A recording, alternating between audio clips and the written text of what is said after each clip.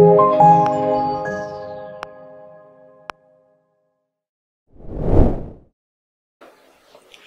Viewers, কেমন আছো তোমরা? নিশ্চয়ই ভালো। আজকের আরো একটি অনন্য ক্লাসে তোমাদের সবাইকে স্বাগত জানাচ্ছি। আমি Mohammad Mashur Rahman, lecturer, Dhaka city college. আজকে আমরা যে জিনিসটা নিয়ে আলোচনা করব সেই জিনিসটা হচ্ছে অর্থায়নের কার্যাবলী। তো বিষয়টা এই যে টপিকটা নিয়ে আজকে আলোচনা করতে যাচ্ছি, তো এইচএসসি লেভেলে, বিবিএ লেভেল বা এমবিএ লেভেলে এই জিনিসটা খুবই গুরুত্বপূর্ণ।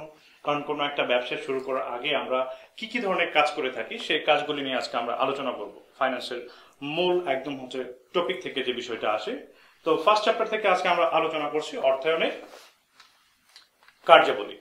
অর্থায়নের কার্যাবলীকে আমরা সাধারণত 4টা ভাগে ভাগ করে নেই। প্রথমে আমরা আলোচনা করি 1 নাম্বার কার্যাবলী।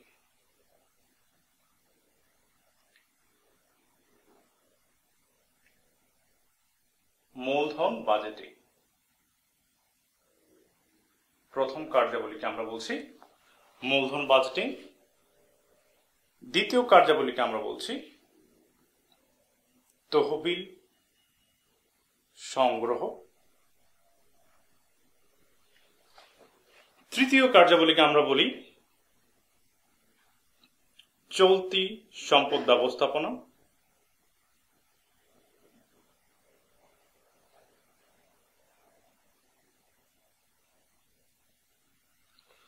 চার নাম্বার কার্যাবলী যদি আমরা বলি, 4 নাম্বার কার্যাবলীকে আমরা বলি মুনাফা বন্টন। এই 4টা কার্যাবলী নিয়ে আজকে আমরা আলোচনা করব। তাহলে আমরা জানলাম যে অর্থায়নের কার্যাবলী হচ্ছে 4টি। প্রথমে আমরা আসছে হচ্ছে মূলধন বাজেটিং। আসলে মূলধন বাজেটিং কি? মূলধন বাজেটিং হচ্ছে দীর্ঘমেয়াদী প্রকল্পের বিনিয়োগ সিদ্ধান্ত।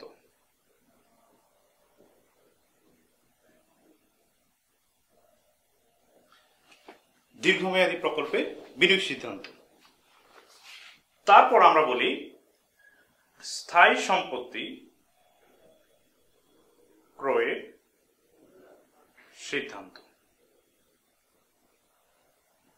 তাহলে আমরা বলতে যাচ্ছি মূলধন বাজেটিং হচ্ছে অর্থায়নের কার্যাবলী প্রথম ধাপ, যেখানে হচ্ছে কি দীর্ঘমেয়াদী প্রকল্পে বিনিয়োগ সিদ্ধান্ত গ্রহণ করা যায়। যেখানে হচ্ছে 1 বছর বা তার থেকে বেশি সময়ের জন্য যখন আমি কোনো বিনিয়োগ প্রকল্প গ্রহণ করতে চাই, তখন প্রথমে আমাকে মূলধন বাজেটিং সিদ্ধান্ত গ্রহণ করতে হয়। এই সিদ্ধান্ত হচ্ছে আমাদের অর্থায়নের 1 নাম্বার কাজ।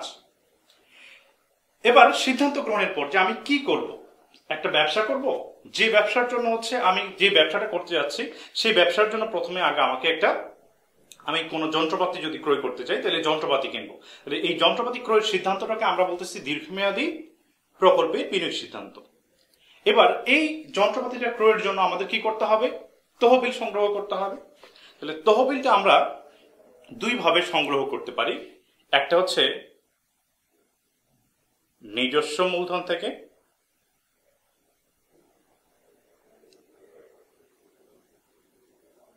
অথবা আমরা এটা ঋণকৃত মূলধন থেকে সংগ্রহ করতে পারি। তাহলে আমরা বলতে চাচ্ছি তহবিল সংগ্রহ আমরা 2 ভাবে সংগ্রহ করতে পারি। একটা হচ্ছে নিজস্ব মূলধন, একটা হচ্ছে ঋণকৃত মূলধন। আমরা এটাকে মূলধন কাঠামো বলতে পারি। মূলধন কাঠামো। তাহলে অর্থায়নের আরো একটি গুরুত্বপূর্ণ কাজ হচ্ছে তহবিল সংগ্রহ।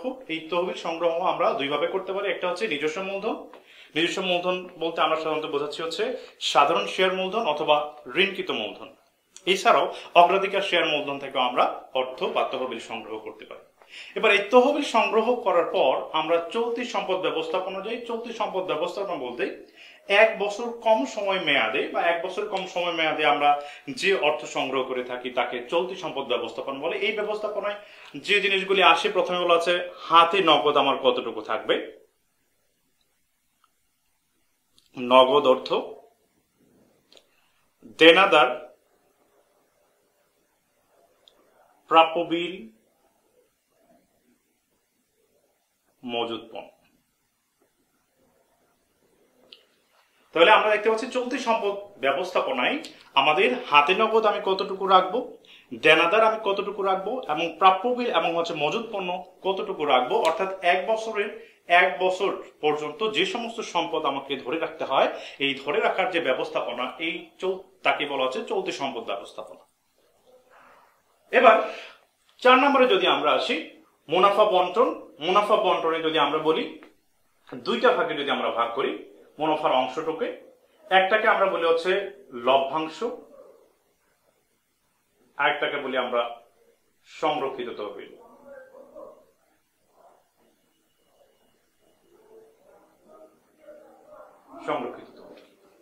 এটা আরেকটা অর্থনীতি গুরুত্বপূর্ণ কাজ, কারণ আমি ব্যবসায় স্টার্ট করলাম, ফার্স্টে আমি ব্যবসায়ের একটা সিদ্ধান্ত গ্রহণ করলাম, তারপর আমি অর্থ সংগ্রহ করলাম। এই অর্থ সংগ্রহ করার পর আমি ব্যবসায়ের জন্য কোনো একটা স্থায়ী সম্পত্তি ক্রয়ের সিদ্ধান্তের জন্য আমি কি করলাম, এটাকে কার্যকরী করার জন্য আমি চলতি সম্পদ ব্যবস্থাপনায় চলে গেলাম। চলে যাওয়ার পর ব্যবসা পরিচালনার পর আমার যে মুনাফাটা আসবে সেই মুনাফাটা বন্টন করতে হবে। সেই মুনাফাটাকে আমরা 2 ভাবে বন্টন করতে পারি। একটা হচ্ছে কিছু অংশ আমি ভবিষ্যতে লভ্যাংশ বা লাভের অংশ হিসেবে রাখতে পারি, আবার কিছু অংশ হচ্ছে ভবিষ্যতে আমি এটা সংরক্ষণ করতে পারি। এখন যদি লভ্যাংশ যদি বেশি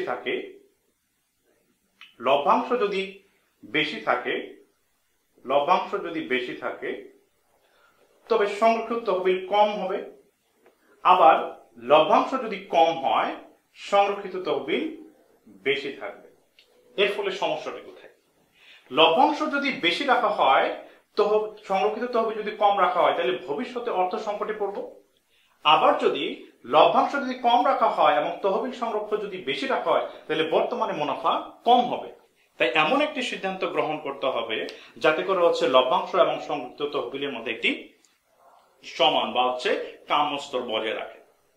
এবার আমরা যে বিষয়টা নিয়ে আলোচনা করতে যাচ্ছি, ফার্স্টে আমরা এখানে মূলধন বাজেটিং এর ক্ষেত্রে আমরা যে উদাহরণগুলি নিয়ে আসবো, যে কোন কোন বিষয়গুলিকে আমরা মূলধন বাজেটিং এর অংশ বা মূলধন বাজেটিং এর উদাহরণ হিসেবে নিয়ে আসবো।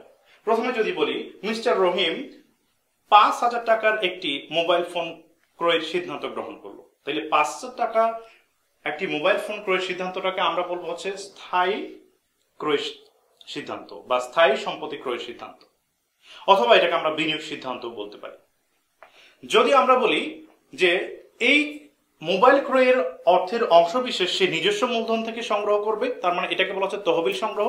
এই তহবিল সংগ্রহটাকে আমরা বলতেছি নিজস্ব তহবিল। এছাড়াও যদি সে ধার করে নিয়ে আসে, তাহলে আমরা সেটাকে বলতেছি ঋণকৃত মূলধন। এবার যদি সে 1 বছরের কম সময় মেয়াদে কি পরিমাণ অর্থ সে হাতে রাখবে, অর্থাৎ তারল্য হিসেবে রাখবে, এবং কি পরিমাণ অর্থ সে দেনাদারের কাছ থেকে এই বছর ধারে বিক্রি করলো, তাকে আমরা দেনাদার কি পরিমাণ আমি ধারে বিক্রি করতে পারবো, এবং কি পরিমাণ আমি প্রাপ্য বিলে বিক্রি করবো, এবং কি পরিমাণ মজুত পণ্য আমাকে জমা রাখতে হবে। তাহলে এই ধরনের একটা ব্যবস্থাপনাকে আমরা বলতেছি চলতি ব্যবস্থাপনা। তো যদি আমরা একটা এক্সাম্পল দেই, মিস্টার মাসুদ একটি উৎপাদনকারী ব্যবসায়িক প্রতিষ্ঠানের একজন মজুত পণ্য ব্যবস্থাপক। এই বছরে তার মজুদ 50,000 টাকা 50,000 টাকার মজুত পণ্য সংরক্ষণ করা হয়েছে। তাহলে সেই ব্যবস্থাপক কি ধরনের কার্যক্রম সম্পাদন করেছেন? সে চলতি সম্পদ ব্যবস্থাপনা কার্যক্রম সম্পাদন করেছে। এবার আমরা আসি মুনাফা বন্টনের ক্ষেত্রে। যদি আমরা একটা এক্সাম্পলে যাই, যে এবিসি কোম্পানি লিমিটেড এই বছর 50,000 টাকা মুনাফা করলেন, মুনাফার 50% সে সংরক্ষিত তহবিলে রেখে দিলেন। তাহলে 50,000 টাকা সে লভ্যাংশ, 50,000 টাকা সে মুনাফা করে লভ্যাংশ 50% রেখে দিলেন এবং বাকি 50% ভবিষ্যতের জন্য রেখে দিলেন। তাহলে এই ধরনের একটা সিদ্ধান্ত নেওয়াটাকে আমরা বলতেছি কি মুনাফা বন্টন। তো এবার আমরা যে বিষয়টা নিয়ে আলোচনা করতে চাই, যে একটা ব্যবসা যখন স্টার্ট হয়, তাহলে ব্যবসা স্টার্টিং এর মূল ধাপটাকে আমরা বলতেছি মূলধন বাজেটিং। মূলধন বাজেটিংটাকে এভয়েড করে কখনোই আমি তহবিল সংরক্ষণ করতে পারবো না। উদাহরণস্বরূপ যদি কাউকে জিজ্ঞাসা করা হয় তোমার কত টাকা লাগবে, তাহলে সে আমাকে কি জিজ্ঞাসা করবে? সে আমাকে জিজ্ঞাসা করবে কিসের জন্য টাকা লাগবে। কিসের জন্য টাকা লাগবে এই কথার অর্থ তার একটা উদ্দেশ্য আছে। উদ্দেশ্যটা কি?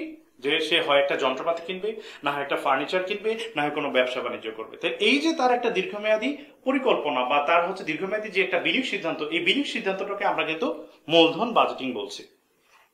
এবার মূলধন বাজেটিং সিদ্ধান্ত যখনই আমি নিয়ে ফেললাম, তার সঙ্গে সঙ্গে আমার লাগবে কি, যে আমি যদি আসবাবপত্র ক্রয় করতে চাই, তাহলে আসবাবপত্র ক্রয়ের জন্য আমার কত টাকা লাগবে। ধরে নিলাম 50,000 টাকা লাগবে, এই 50,000 টাকা আমি দুইভাবে হচ্ছে সংগ্রহ করতে পারবো, নিজস্ব মূলধন অথবা ঋণকৃত তহবিল থেকে আমি এটা সংগ্রহণ করতে পারবো।